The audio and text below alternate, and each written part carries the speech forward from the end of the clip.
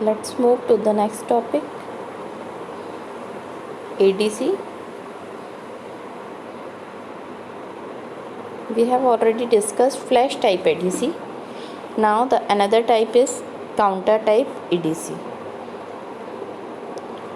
Counter type ADC is also known as staircase ADC or a ramp type ADC. It comprises of following components: n-bit counter. Here we use a counter, digital counter. We also use digital to analog converter DAC and a op-amp comparator. Comparator will compare two analog value. This is the logic diagram for a counter type ADC. Here we are using a digital counter, and this digital counter is connected to a DAC, and we compare this and output of this DAC. Output of DAC will be analog value. Analog value generate होगी यहाँ से. This analog value will be compared with analog input voltage V in. ठीक है, this is a V in. तो इस we इन के साथ हम इस एनालॉग वैल्यू को, जो कि डीएसी से जनरेट होके आ रही है, उसको हम कंपेयर कराएंगे.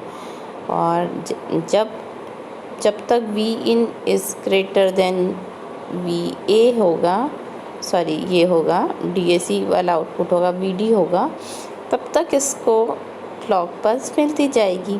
राइट. जब ये वी इन जो एनालॉग इनपुट वोल्टेज है डीएसी के वोल्टेज से हाई होगा, तब तक इसको क्लॉक मिलती जाएगी और काउंटर काउंटिंग करता जाएगा.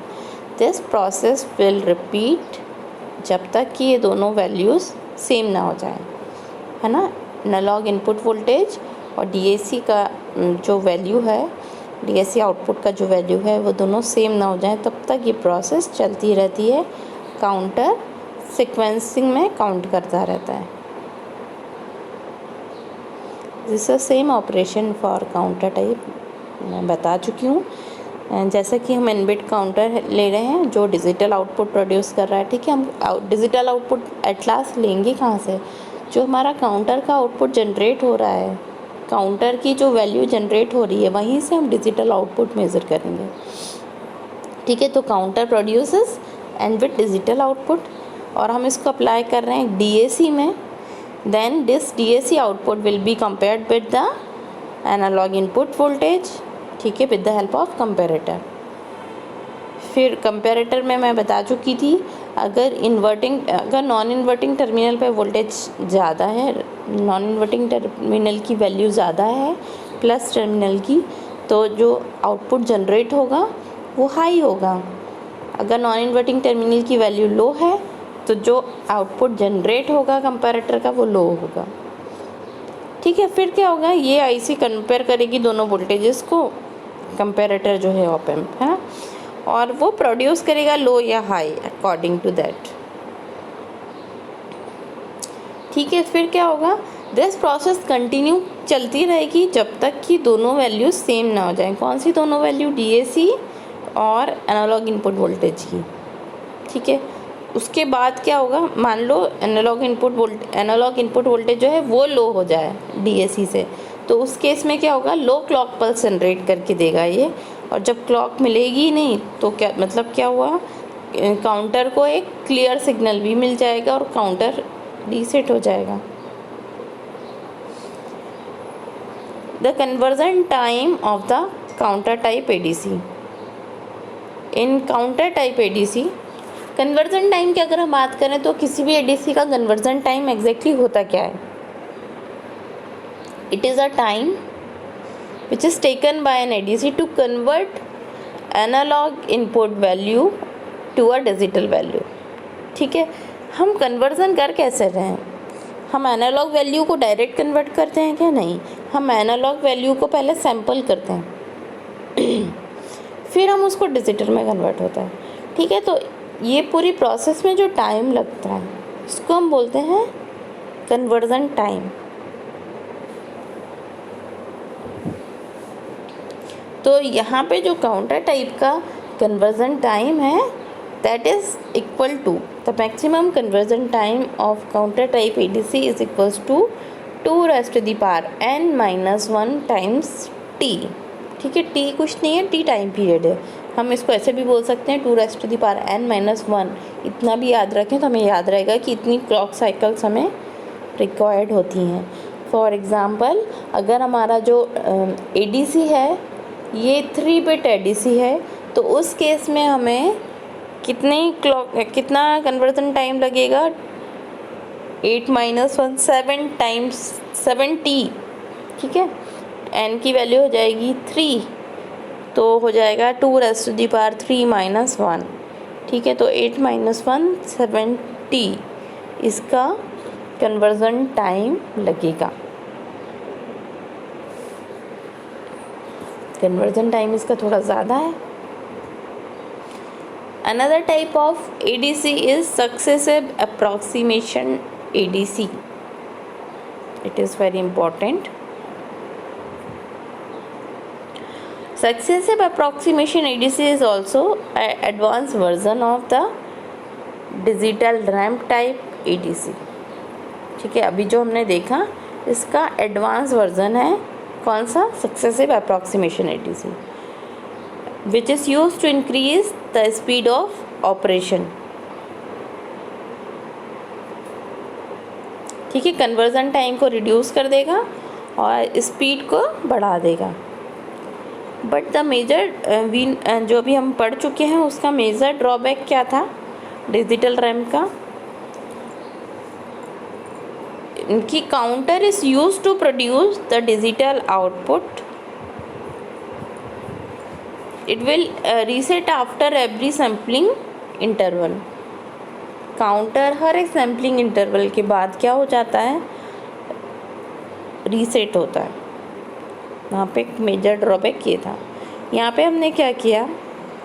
In successive approximation ADC the counter is replaced with the successive approximation register. ठीक है, यहाँ पे हम यूज़ कर रहे हैं सक्सेसिव अप्रॉक्सीमेशन रजिस्टर। हमने काउंटर को रिप्लेस कर दिया है यहाँ पे।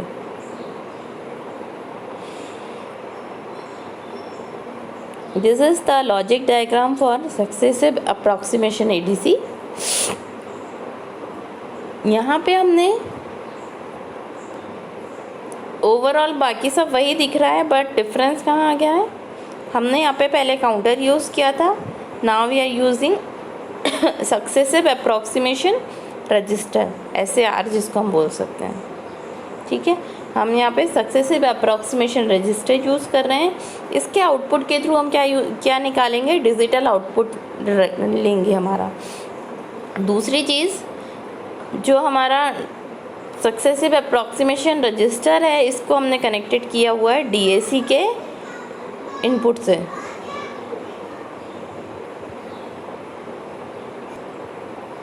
ठीक है, DAC के इनपुट से हमने SAR को कनेक्ट किया है। DAC का जो एनालॉग आउटपुट होगा उसको हम कंपेयर कराएंगे कंपैरेटर में। ठीक है, ये क्या है? ये एक कंपैरेटर है।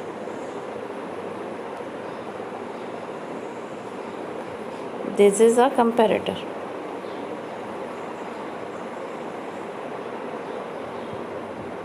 ठीक है, तो ये हमारा हो गया कंपैरेटर।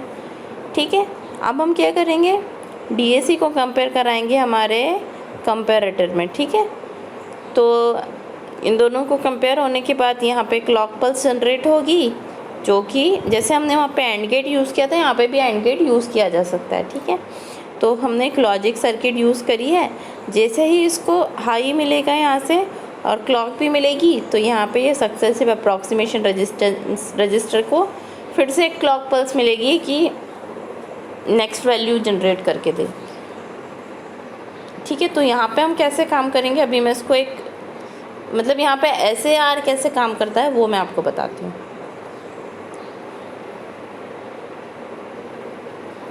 ठीक है, यहाँ पे हम क्या कर रहे हैं? SAR का जो आउटपुट है वो एग्जैक्टली क्या है? डिजिटल है। ठीक है, तो हम उसको अप्लाई कर रहे हैं DAC में। ठीक है, डीएसी में उसको हम एनालॉग में कन्वर्ट कर रहे हैं और दिस एनालॉग को हम कंपेयर कर रहे हैं किसके साथ, ऑप एम्प में एनालॉग इनपुट वोल्टेज के साथ। दूसरी चीज़ हम क्या कर रहे हैं, मैंने बताया जैसे हम काउंटर में कर रहे थे एज इट इज़ हो रहा है यहाँ तक, ठीक है। दिस ऑप एम्प क्या करेगा, अगर एनालॉग इनपुट की वैल्यू ज़्यादा आ गई तो ऑप एम्प क्या करेगा, हाई जनरेट करेगा, ठीक है। तो ऑप एम्प क्या करता है, कंपैरेटर है, या तो वो हाई वैल्यू जनरेट करके देगा या लो, ठीक है। और वो लॉजिक सर्किट में जब अप्लाई होगा तो वहाँ से या तो क्लॉक पल्स हाई जाएगी या लो जाएगी, ठीक है। तो ये काम कैसे करेगा, 3 बिट SAR, ये हम 3 बिट ADC के थ्रू ले सकते हैं, ठीक है। अगर हम ADC 3 बिट का ले रहे हैं तो इनिशियली यहाँ पे क्या होगा, जो हमारा SAR है, सक्सेसिव अप्रॉक्सीमेशन रजिस्टर, हम जो यहाँ पे यूज़ कर रहे हैं, इस सक्सेसिव अप्रॉक्सीमेशन रजिस्टेंस की जो वैल्यू होगी रजिस्टर की, वो उसकी जो MSB है, MSB क्या करता है, सेट कर देता है 1 पे, ठीक है। रेस्ट जो बिट है वो 0 हो जाती है।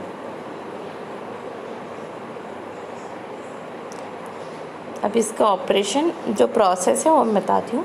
MSB क्या हो गई है, सक्सेसिव अप्रॉक्सीमेशन रजिस्टर की 1, और जो रेस्ट 2 बिट्स हैं वो 0 0 हो जाती हैं, ठीक है। अब हमने क्या किया, जो DAC था, DAC ने क्या करा, एनालॉग में आउटपुट चेंज करके दिया।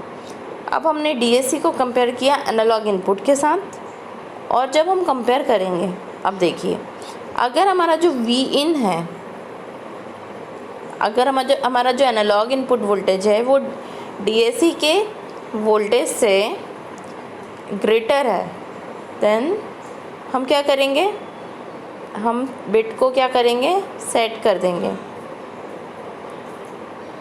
ठीक है, सेट बिट 1। इफ़ नो, अगर ऐसा नहीं हो रहा है, Vin की वैल्यू लेस है VD से, तो उस केस में हम क्या करेंगे,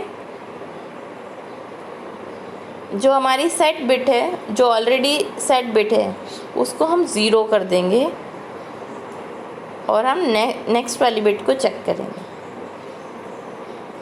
इसको हम डायरेक्ट इस प्रोसेस से ही देखें, ठीक है। ये जो वैल्यू है ये किसकी वैल्यू है, ये सारी वैल्यू अप्लाई हो रही है सक्सेसिव अप्रॉक्सीमेशन रजिस्टर की, ठीक है।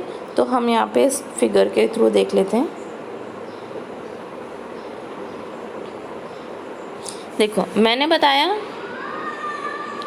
कि इनिशियली जो MSB है उसको सेट कर दिया, MSB को ले लिया 1 और रेस्ट 2 बिट्स को ले लिया 0, ठीक है, ठीक है। तो ये हमारा इनिशियली ये था 1 0 0। अब हम चेक करेंगे 2 कंडीशन, कंपैरेटर में DAC का आउटपुट, ठीक है, ये अभी क्या है, ये DAC का आउटपुट है।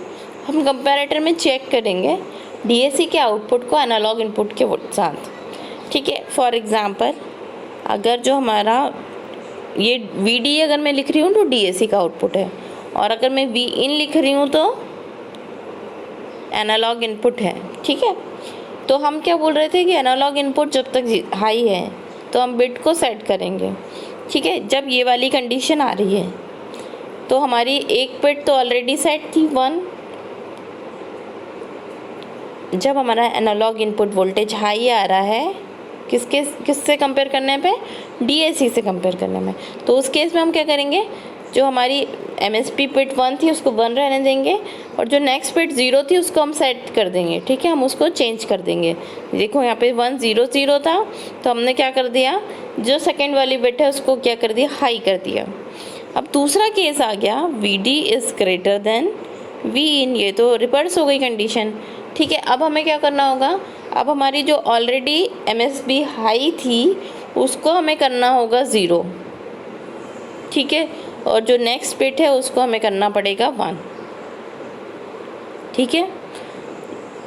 हमारी जो ऑलरेडी MSB हाई थी उसको हमें करना होगा 0, और जो नेक्स्ट बिट है उसको हमें करना होगा 1, ठीक है। अब हम यहाँ पे आ गए, अब हम इसको फिर से कंपेयर करेंगे, ठीक है। फिर से हमारे पास 2 पॉइंट हम लेके चलेंगे, VD is greater then V input voltage और VD is less than we input voltage.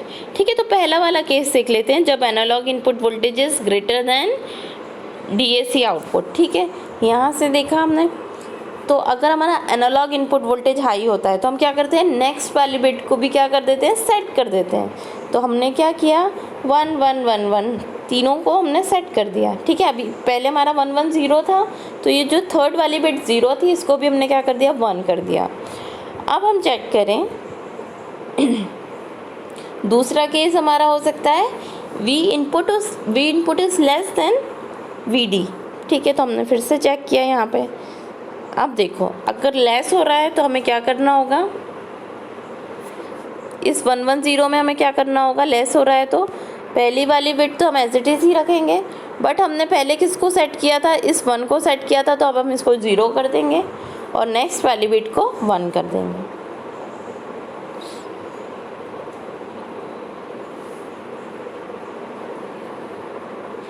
ठीक है, अब नेक्स्ट हम देखें, फिर हम 0 1 0 के लिए भी चेक करेंगे।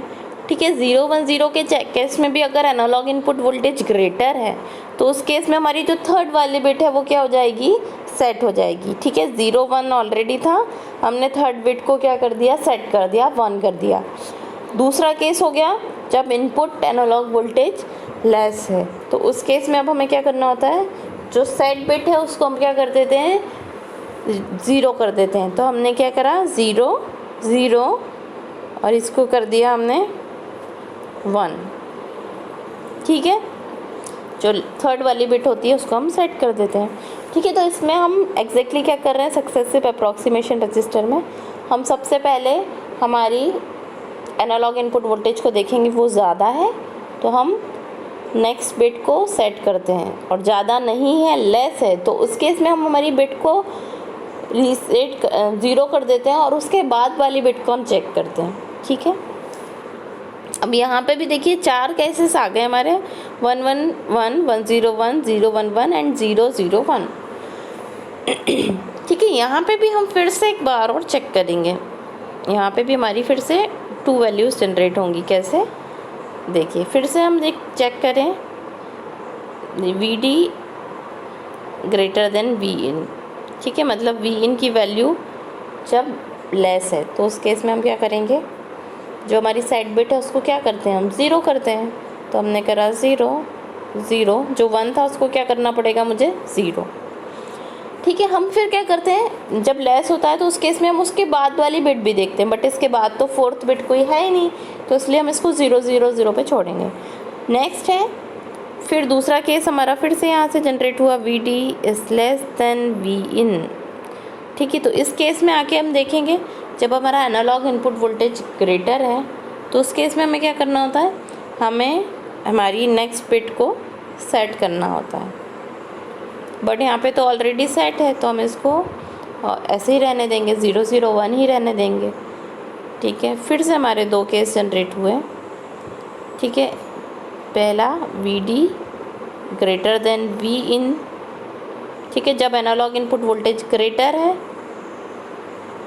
एनालॉग इनपुट वोल्टेज लेस है, पहला वाला केस जब लेस है, तो जब लेस होता है तो हम क्या करते हैं, हमारी सेट बिट को हम रीसेट कर देते हैं। ठीक है, तो पहली वाली बिट 0 ही रहेगी, दूसरी भी 1 ही रहेगी, बट अभी हमने चेंज किस में किया था, थर्ड वाली में किया था, तो हम थर्ड वाली बिट को क्या कर देंगे, 0 कर देंगे। अब दूसरा केस हमारा बनता है जब V D greater than V in, V D less than V in, मतलब जब हमारा एनालॉग इनपुट वोल्टेज हाई हो रहा है, तो इस केस में भी हम क्या करते हैं, हम नेक्स्ट बिट को सेट करते हैं। तो हमारी बिट नेक्स्ट बिट तो कुछ है ही नहीं, तो हम 0 1 1 पे ही इसको रखेंगे। ठीक है, फिर 1 0 1 के केस में भी हमारे पास 2 ऐसे केस आएंगे। 1 0 1 में भी हम चेक करेंगे, तो पहला केस होगा जब हमारा एनालॉग इनपुट वोल्टेज क्या होगा, लेस होगा। तो एनालॉग इनपुट वोल्टेज अगर लेस होगा तो हम क्या करते हैं, सेट बिट को हम क्या कर देते हैं, 0 कर देते हैं। ठीक है, तो हम 1 वैसे ही रखेंगे, 0 वैसे ही रखेंगे, बट ये जो हमारी थर्ड बिट थी 1, उसको हम क्या कर देंगे, 0 कर देंगे, क्योंकि इस केस में हमारा एनालॉग वोल्टेज लेस है। बट इन केस अगर हमारा एनालॉग वोल्टेज हाई होगा तो हम क्या करेंगे, हम बिट को सेट करते हैं। तो यहाँ पे तो बिट ऑलरेडी सेट है, तो 1 0 ठीक है, थर्ड बिट ऑलरेडी सेट है तो हम इसको सेट ही रहने देंगे। नेक्स्ट फिर से हम यहाँ पे हम चेक करें, ठीक है, 1 1 1 3 टाइम्स 1 मिल रहा था, इसको हम फिर से चेक करें। पहला केस हम लेके चलेंगे ये वाला, पहला केस हम लेके चलेंगे VD ग्रेटर देन V इन वाला, ठीक है।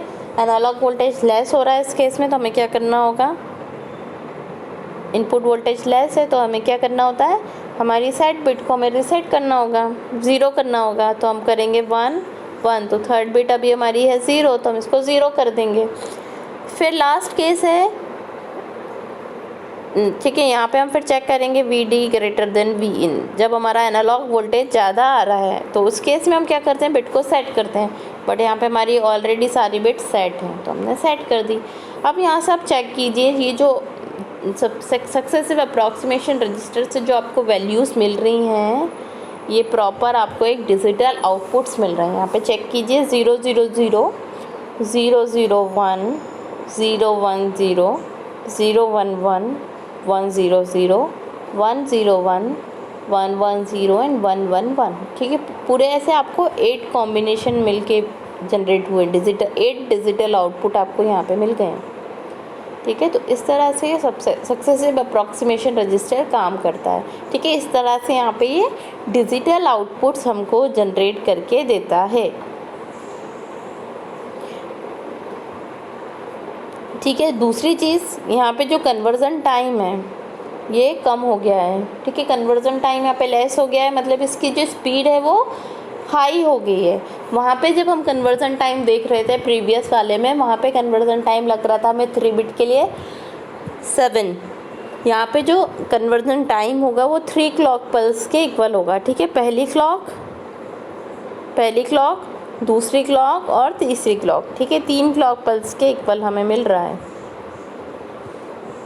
ठीक है। यहाँ पे भी हमारे ऐसे जनरेट होके हमें टोटल 8 आउटपुट्स यहाँ से मिल रहे हैं, ठीक है। तो जो इसका कन्वर्ज़न टाइम होगा वो होता है 3T, where T is clock pulse का पीरियड।